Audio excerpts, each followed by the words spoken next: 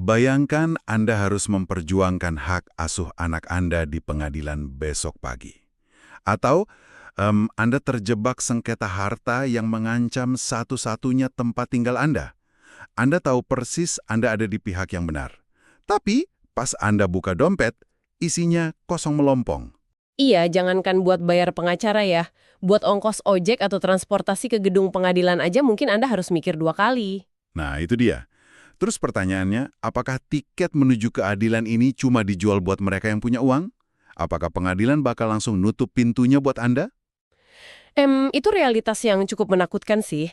Dan seringkali ini jadi alasan utama orang milih menyerah sebelum bertanding. Ada asumsi kuat di masyarakat kita kalau hukum itu tajam ke bawah, tumpul ke atas, dan yang pasti tuh mahal. Betul banget. Makanya, di penelusuran materi kita kali ini, kita mau ngebongkar misteri harga tiket keadilan itu. Kita punya referensi yang sangat membuka mata nih. Ini dari materi kuliah Hukum Acara Peradilan Agama dari Bapak M. Faisal Rahendra Lubis dari Universitas Islam Sumatera Utara. Ya, dan misi kita hari ini tuh bukan buat ngafalin pasal-pasal kayak mahasiswa hukum yang lagi mau ujian ya. Jelas enggak dong? Kita justru mau ngebedah secara spesifik. Benarkah ada jalan keluar buat mereka yang dompetnya lagi kosong? Dan kalau memang ada, gimana sih cara kerjanya sistem peradilan agama ngasih akses gratis ini? Langkah konkretnya tuh apa aja buat Anda yang mungkin lagi terhimpit masalah hukum, tapi terhalang biaya? Oke, mari kita luruskan satu hal dulu nih. Ngebaca teks hukum acara itu emang kadang berasa kayak ngebaca buku manual mesin cuci, kaku dan penuh istilah teknis. Bikin ngantuk ya biasanya. Nah ya, tapi kalau kita mau lihat sedikit lebih dalam, aturan-aturan ini sebenarnya punya jaring pengamanan sosial yang sangat kuat loh. Hukum kita punya mekanisme yang didesain khusus buat memastikan kemiskinan itu nggak jadi alasan orang kehilangan hak hukumnya. Oke, mari kita bedah ini dari awal. Sebelum kita bahas soal gimana dapat diskon atau bahkan gratisan biaya pengadilan, kita harus paham dulu rute normalnya. Di dokumen ini disebut jalur normal tuh dimulai dari pendaftaran gugatan. Betul, itu langkah pertamanya. Dan ada satu istilah yang lumayan bikin dahi berkerut nih. Katanya gugatan harus diajukan berdasarkan kompetensi relatif. Jujur aja, kalau saya orang awam yang mau menggugat, dengar istilah ini aja mungkin udah mundur teratur. Itu maksudnya gimana sih? Bahasanya emang akademis banget ya, tapi logikanya sebenarnya sangat membumi kok. Coba kita lihat dari sudut pandang perlindungan. Anda tuh nggak bisa seenaknya daftar gugatan di pengadilan agama di Jakarta Selatan, cuma karena kantor Anda di situ, padahal orang yang mau Anda gugat tinggalnya di Papua. Oh, jadi harus sesuai wilayah ya? Tepat! Kompetensi relatif itu pada dasarnya aturan tata ruang hukum. Aturan ini nentuin pengadilan di wilayah mana yang berhak ngadili kasus Anda. Dan patokan utamanya adalah domisili pihak tergugat. Bentar. Jadi kalau saya yang mau menggugat orang, saya yang harus repot-repot datang ke wilayah hukum orang itu. Loh kenapa bukan dia yang dipanggil ke tempat saya? Kan saya yang merasa dirugikan. Nah, yang menarik di sini adalah soal prinsip keseimbangan. Hukum itu mengasumsikan kalau orang yang digugat belum tentu bersalah sampai pengadilan mutusin gitu. Praduga tak bersalah ya? Betul, jadi buat mencegah orang sembarangan ngegugat cuma buat ngerepotin atau neror pihak lain secara jarak geografis, beban buat mendatangi wilayah itu dikasih ke si penggugat. Pengecualiannya cuma satu, kalau sejak awal di perjanjian Anda berdua udah sepakat milih domisili hukum tertentu. Oh, kalau di kontrak udah ditulis gitu ya, masuk akal sih. Jadi ini semacam filter awal supaya orang nggak pakai jarak sebagai senjata buat nyiksa lawannya. Persis banget. Nah, setelah gugatan diserahkan, kita masuk nih ke bagian yang paling sensitif, yaitu uang. Di dokumen ini ada yang namanya panjar biaya perkara. Iya, panjar biaya. Kalau pakai logika awam saya ya, panjar ini tuh kayak kita mau sewa gedung buat nikahan gitu nggak sih? Kita disuruh bayar deposit di awal, uangnya ditahan, acara jalan, terus nanti di akhir baru dihitung ulang. Kalau ada gelas pecah, potong deposit. Kalau aman semua, sisa uang dikembaliin. Konsepnya mirip kayak gitu nggak sih? Ya buat ngegambarin cara kerjanya. Sistem peradilan tuh nggak jadiin uang panjar ini sebagai pendapatan negara atau ajang cari untung loh. Uang itu murni dihitung sebagai estimasi bahan bakar, supaya mesin persidangannya bisa jalan. Bahan bakarnya tuh buat apa aja biasanya? Kalau kita lihat rincian dari materi sumber kita ini, komponennya operasional banget. Ada biaya kepanitiaan, bea materai buat legalin dokumen, ongkos transportasi buat manggil saksi-saksi ke sidang, sampai biaya pemeriksaan setempat. Pemeriksaan setempat tuh Maksudnya hakimnya turun ke lapangan? Betul, misalnya kasus Anda itu sengketa batas tanah yang emang harus ditinjau langsung sama hakim. Itu kan butuh biaya transport juga. Berarti biayanya ini sangat bervariasi ya, tergantung tingkat kerumitan kasusnya. Kalau misal saksinya banyak dan tinggalnya jauh-jauh, otomatis deposit awalnya lebih gede dong. Jelas, pasti lebih besar. Dan karena sifatnya cuma estimasi, perhitungan pastinya baru dilakuin nanti setelah palu hakim diketuk di akhir sidang. Terus kalau uang depositnya kurang di mana? Nah, kalau selama proses sidangnya alot, butuh nambah saksi atau tinjauan lapangan ekstra, ya panjarnya bisa kurang. Nanti penggugat bakal diminta top up atau nambah biayanya. Tapi kebalikannya, kalau prosesnya mulus, sisa uang panjar wajib dibalikin sepeser pun ke penggugat. Oke, ini memunculkan pertanyaan krusial nih. Di akhir cerita, siapa sih yang bayar tagihan ini? Kalau saya yang gugat, saya bayar panjar. Terus hakim mutusin saya menang. Dan tergugat emang salah. Masa saya yang harus nanggung semua biaya operasional pengadilan ini? Enggak dong, hukum punya cara buat nyimbangin keadaan. Secara umum, pihak yang dinyatakan kalah sama putusan hakim yang udah berkekuatan hukum tetap, dialah yang pada akhirnya harus nanggung seluruh biaya perkara. Oh, jadi uang saya di awal tadi murni dana talangan aja ya? Murni talangan. Prinsip siapa yang kalah, dia yang bayar, ini tuh sebenarnya juga berfungsi sebagai rem psikologis. Ini bikin orang mikir 2 kali sebelum ngajuin gugatan yang ngada-ngada. Atau buat tergugat, bikin dia mikir sebelum ngotot, mempertahankan posisi padahal dia tahu dia salah. Oke, sejauh ini fondasi finansialnya jelas banget. Tapi skenario tadi kan berasumsi kalau si penggugat punya uang talangan di awal. Iya, kalau ada uangnya. Nah, gimana kalau kita balik ke skenario pas kita buka tadi? Kalau Anda benar-benar sama sekali nggak punya uang buat deposito, boro-boro buat bayar ongkos panggil saksi, buat makan besok aja mikir. Apakah pengadilan bakal bilang, ya maaf, uang kurang silakan pulang? Disinilah kita ketemu sama sisi humanis dari hukum acara kita. Sistem peradilan sebenarnya nyediain jalur khusus yang motong semua hambatan finansial tadi. Jalur ini ngizinin seseorang buat berperkara tanpa dipungut biaya sepeser pun. Serius? Ada jalur gratisnya? Ada, dalam literatur hukum, ini disebut berperkara secara pro deo atau free of charge. Berperkara secara pro deo? Jadi ini tuh semacam jalur VIP keadilan buat masyarakat kurang mampu? Bisa dibilang gitu, tapi saya lebih suka nyebutnya sebagai bentuk pemenuhan hak asasi. Karena hak buat didengar di pengadilan itu nggak boleh gugur cuma gara-gara orangnya kalah secara ekonomi. Iya juga sih. Kalau nggak ada pro deo, hukum cuma jadi tempat main orang kaya aja ya. Tepat, dan itu bakal mencederai fondasi keadilan itu sendiri. Nah, di bagian inilah, saya nemu sebuah fakta dari dokumen yang benar-benar membalikan asumsi saya. Awalnya kan saya pikir, jalur pro deo ini didesain cuma buat orang yang mau menggugat.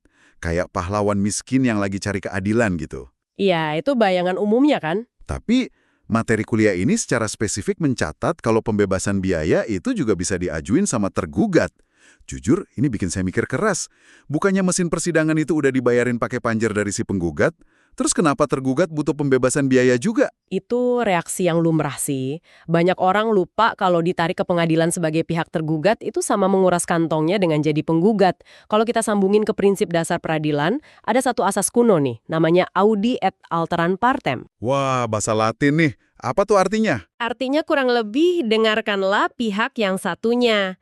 Hakim kan nggak bisa mutusin perkara cuma dengar dari ceritanya si penggugat aja. Hakim wajib dengar pembelaan dari tergugat.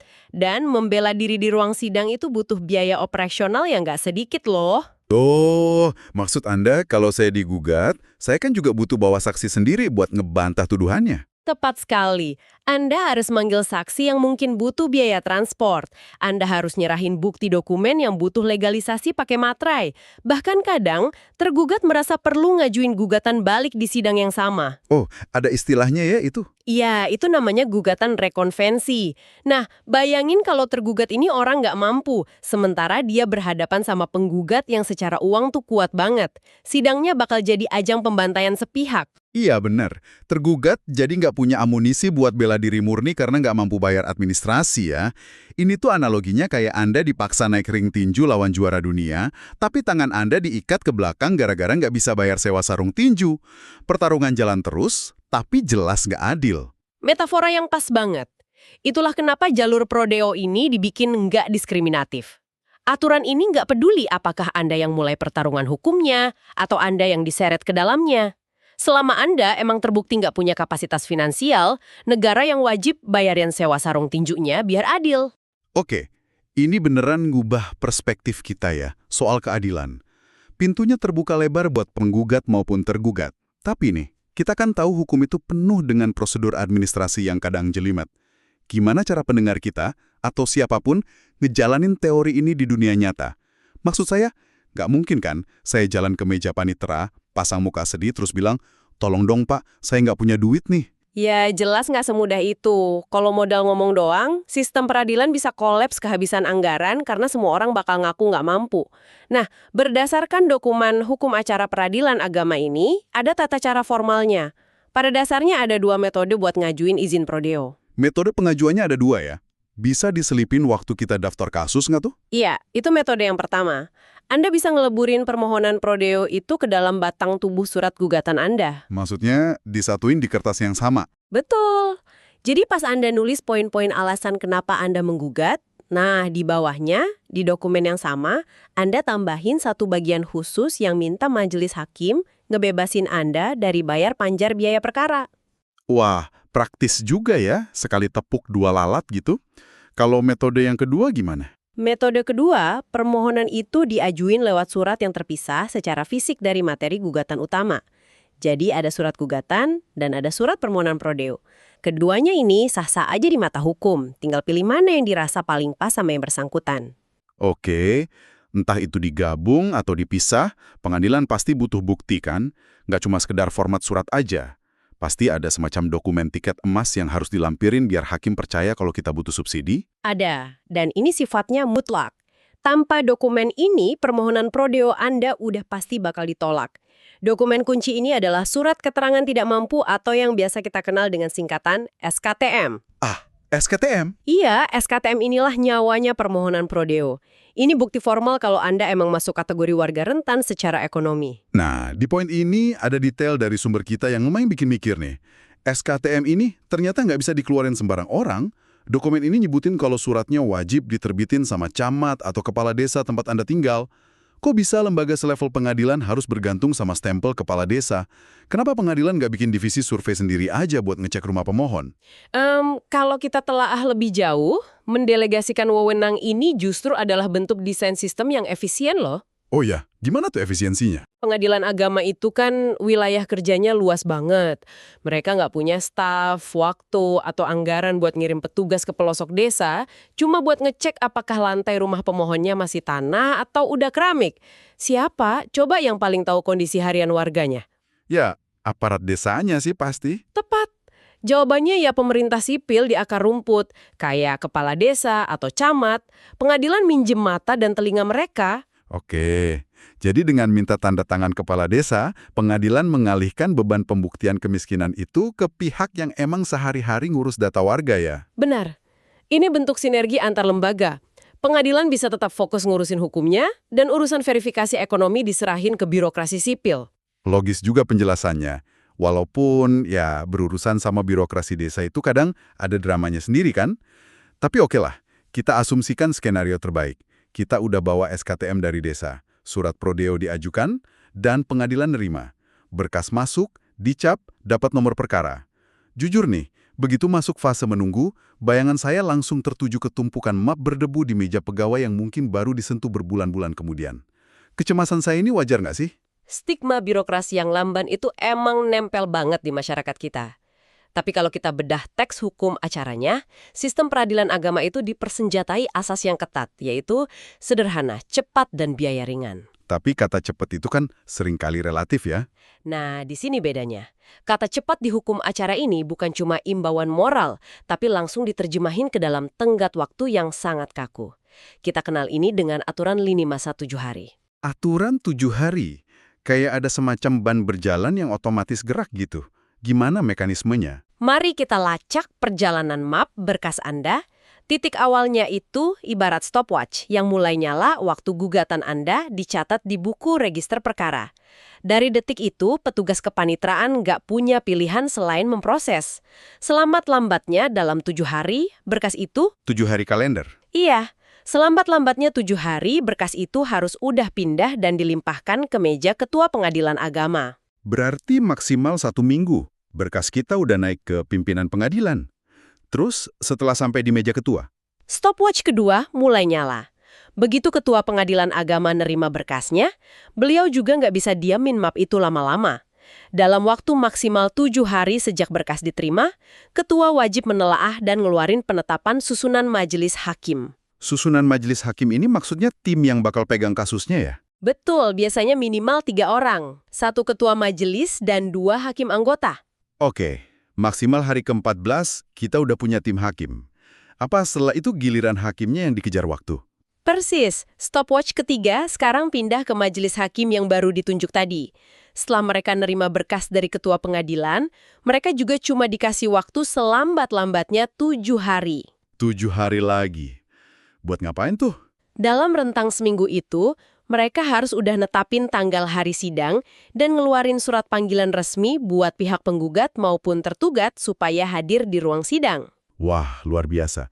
Jadi kalau kita totalin, dari awal berkas diregistrasi sampai ada pemanggilan sidang, batas maksimalnya cuma 21 hari kalender. 7 hari di panitera, 7 hari di pimpinan, 7 hari di majelis hakim. Ini arsitektur yang keren banget sih. Sistem ini kayak secara aktif ngelawan sifat alaminya birokrasi yang suka nunda kerjaan ya. Itu poin utamanya. Kan ada hukum tak tertulis di birokrasi yang namanya hukum Parkinson, di mana pekerjaan itu akan selalu melar mengikuti waktu yang dikasih. Kalau undang-undang nggak ngunci dengan angka 7 hari, berkas Anda bisa numpuk entah sampai kapan. Ketentuan ini maksa mesin peradilan buat terus muter. Soalnya di mata hukum, keadilan yang tertunda itu sama aja dengan keadilan yang ditolak. Justice delayed is justice denied ya. Obrolan kita hari ini benar-benar ngeruntuhin banyak mitos nih. Buat Anda yang mendengarkan, mari kita tarik kesimpulan dari materi Bapak Faisal Rahendra ini. Kita belajar kalau biaya pengadilan atau panjar perkara itu bukan uang sogokan buat beli keadilan, tapi murni biaya operasional yang nanti bakal dibebankan ke pihak yang kalah.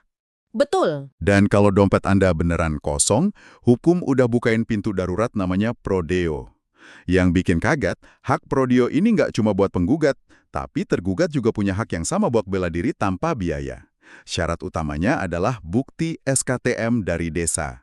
Dan begitu masuk sistem pengadilan, ada aturan 7 hari yang bakal dorong berkas Anda lari cepat ke persidangan. Ya, sebuah sistem yang di atas kertas tuh sangat elegan ya, dan mikirin keadilan dari berbagai sisi.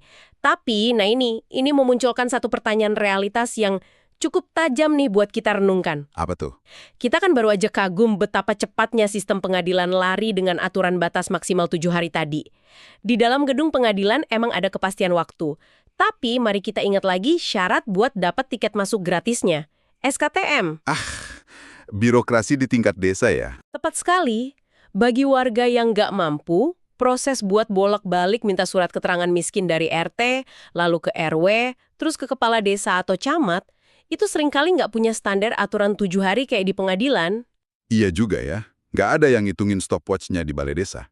Nah itu, proses di desa ini bisa sangat politis, berbelit-belit, dan bergantung banget sama karakter kepala desa setempat.